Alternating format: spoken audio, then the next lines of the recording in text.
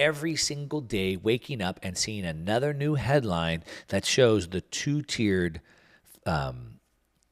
system that we have for criminals, for prosecuting criminals. If it hasn't become apparent to you yet, then I guess there's no hope for you. But we can see that the judicial system, this is a tongue twister. The judicial system has been weaponized against political opponents, and the two-tier system is more apparent than ever. And you don't have to look far to see this everywhere. One of the things that really finally sent the cryptocurrency markets into its final tailspin, which then brought the ire of every regulator in the world to come and go full scale against it, was the collapse of FTX.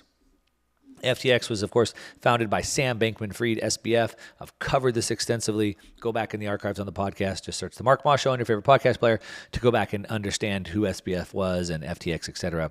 I did some sort of investigative journalism on my main YouTube channel, Mark Moss, where I really went deep into who he was and his family, etc., if you want to understand that. But one of the things that he did, very, very fishy, was that FTX opened right when the Biden administration announced he was going to run for president. Now, maybe that was just coincidental. Probably was. But Sam Bankman-Fried and FTX stole tens of billions of dollars and became the largest donor for the Democratic Party. He was the second largest donor for the Biden administration.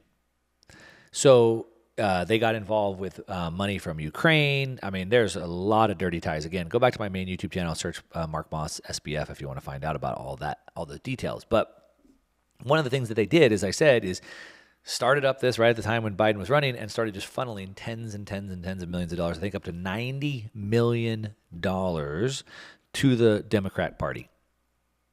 Now, this is a big deal for a lot of reasons, one of which it violates all kinds of campaign finance laws that we have.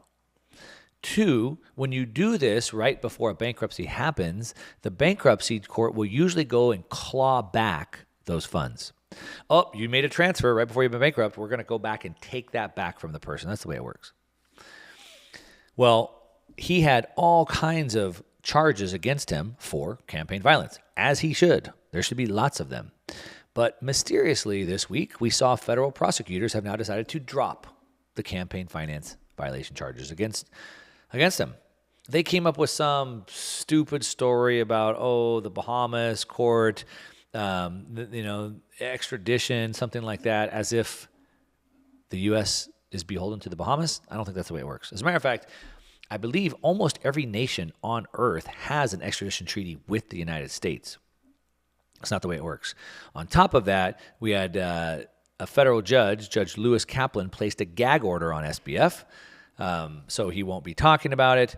But all of these charges were dropped. Now, he was charged with using straw donors that allowed him to evade contribution limits on individual donations to candidates.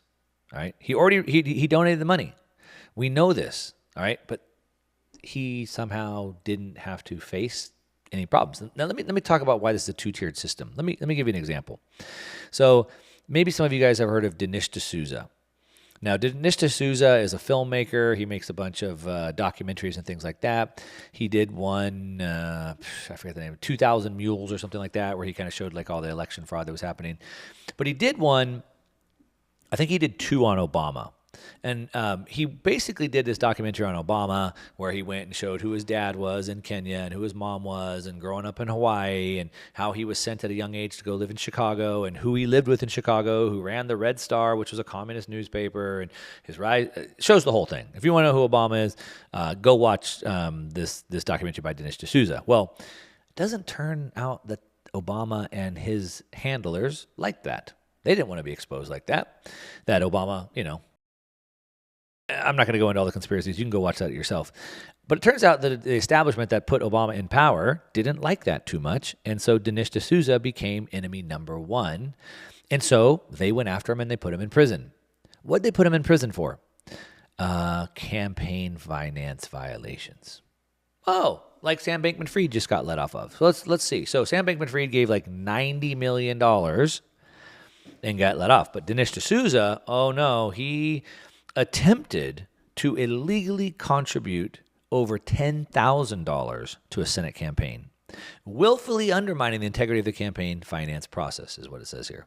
This was September 23rd, 2014. I'm reading the charge here. So he was sentenced in a Manhattan federal court to 5 years of probation for campaign finance fraud for attempting to illegally contribute over $10,000.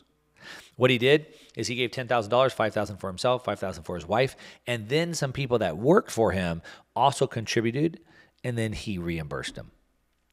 We're talking a total of $20,000, a total.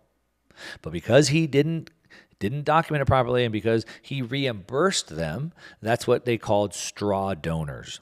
And because he used these straw donors for a total gross sum of $10,000 or $20,000 collectively, then he got sentenced to 5 years. But Sam Bankman-Fried was also charged with straw donors, but this time $90 million. And of course, to Democrat candidates and not Republican. And he just got his charges dropped.